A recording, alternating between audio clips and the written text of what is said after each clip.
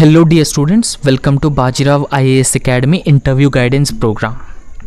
So in this lecture, in a very brief way, we will discuss about production linked incentive scheme.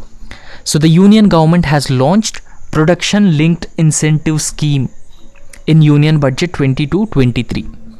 Okay, so what is the overall objective of the production linked incentive scheme? So in order to further strengthen manufacturing, attract more and more investments, create more and more jobs in India, so thereby enhancing India's exports and export competitiveness. So this is the objective of launching the production linked incentive program, so particularly in the backdrop of COVID-19 pandemic and the supply chain disruptions. So therefore in this lecture we will discuss about what is production linked incentive scheme and why production linked incentive scheme is significant for India. What are the challenges? What should be the way forward with respect to the production linked incentive scheme? So the points which we discuss in this lecture are very important for your mains exam. Okay, so so please be careful while listening to this lecture.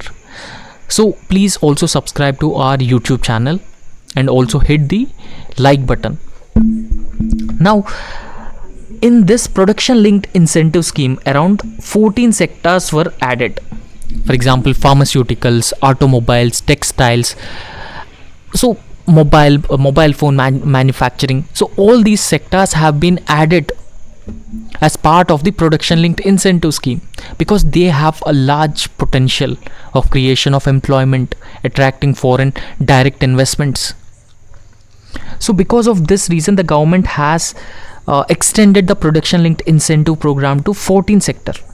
So this has paved the way for Atmanirbharta or Atmanirbhar Bharat, that is self-reliant India, in order to help create around 60 lakh new jobs and additional production capacity of 30 lakh crore during the next 5 years. Okay, so these are the objectives in a very brief way: creation of 60 lakh jobs in the next 5 years and additional production of 30 lakh crore during the next 5 years of this program. So in this context, we will understand what is production linked incentive scheme. So 5 years ago, the government of India has actually decided that it wanted to promote, encourage manufacturing in India. Okay, so it wanted to make things in India. So therefore we reduce our dependence on imports, and at the same time we can export products to other countries. Now if you look at Chinese growth strategy, so it is essentially an export led growth. So in a similar sense, India also planned to achieve such growth, so such export led growth, achieve export competitiveness and use our existing demographic dividend in a better possible manner. So this is the objective of launching production linked incentive scheme, and at the same time India's willingness to make things in India itself. So if you look at the manufacturing is considered as key ingredient in economic growth. So there's no doubt, not just for economic growth but even for the economic development and even for inclusive growth, manufacturing is key ingredient. Okay, so because it has a multiplier effect, right? So what does it mean when we say multiplier effect? So growth of infrastructure, job creation, social security for the people, poverty alleviation, and export competitiveness, more and more exports, and even the woman empowerment can also be achieved if woman gets employed by these manufacturing units. So therefore it certainly have a multiplier effect. Now every job which is created and every rupee which is invested in manufacturing has a positive cascading effect on other sectors as well in the economy. Okay, so every job created, every rupee which is invested in the manufacturing sector is actually having a lot of benefits, and because of this reason manufacturing has a multiplier effect. Overall, it is very important for inclusive growth, inclusive development, economic growth and economic development. Okay, so PLI is essentially launched to boost manufacturing in India, and 14 sectors were added as part of the production linked incentive. Now, under the production linked incentive scheme, the government gives subsidies, the government gives incentives to either foreign or domestic companies, so that actually manufacture goods in India. Now imagine a company with some investment. Okay, so there's a limit for the investment as well. So imagine a company with some investment in India. Now, based on the production of such company, the government announces incentives as part of the production linked incentive scheme. Now such incentives will encourage or incentivize those companies to produce more, to set up companies in India, because the government has been directly providing support to these countries. So therefore it is essential, the production linked incentive scheme is essential to attract investments, to create more jobs. Okay, so there were different sectors which were already included in the production linked incentive scheme. Now if you invest in these sectors, you will receive the production linked incentive scheme. So what are those products which are added? For example, drug intermediaries, active pharmaceutical ingredients, large scale electronics manufacturing, medical devices. So these products were added as part of PLI in March 2020. So in November 2020 as well, electronics, technology products, pharmaceuticals, drugs, telecom and networking products, food products, white goods, and all the items which you see here were actually added as part of the production linked incentive scheme. They include textiles, advanced chemistry, battery cells, automobiles and auto companies, even drone and drone components were also added as part of the production linked incentive scheme. So therefore in this context, we will understand the significance of the policy of subsidizing the domestic sectors. Now why the production linked incentive scheme is provided, why the government has been incentivizing the companies, this is what we have to understand. So firstly, it will promote domestic manufacturing. Now domestic manufacturing is not significantly improved or significantly established in India.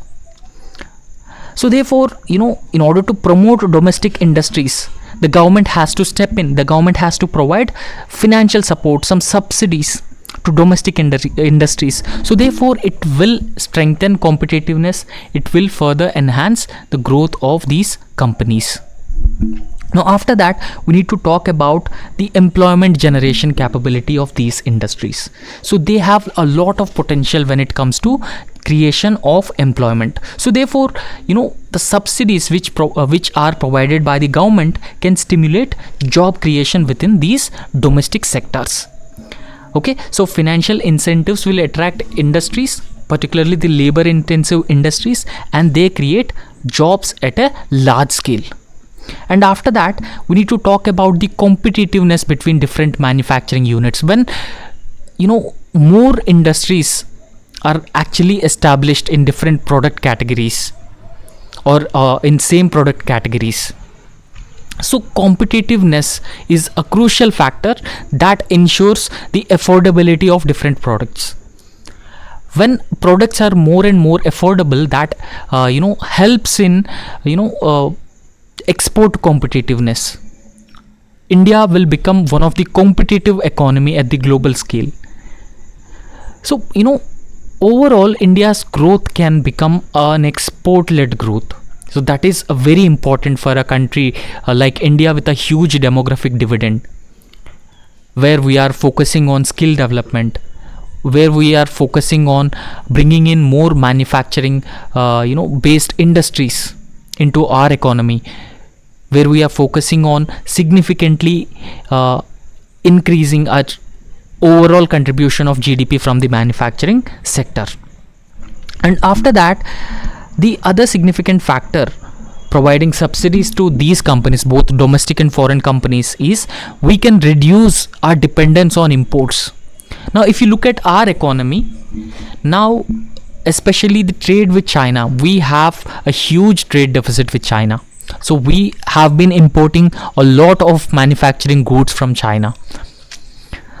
So when we become, self-reliant in manufacturing, then we can export goods at a competitive price to other countries.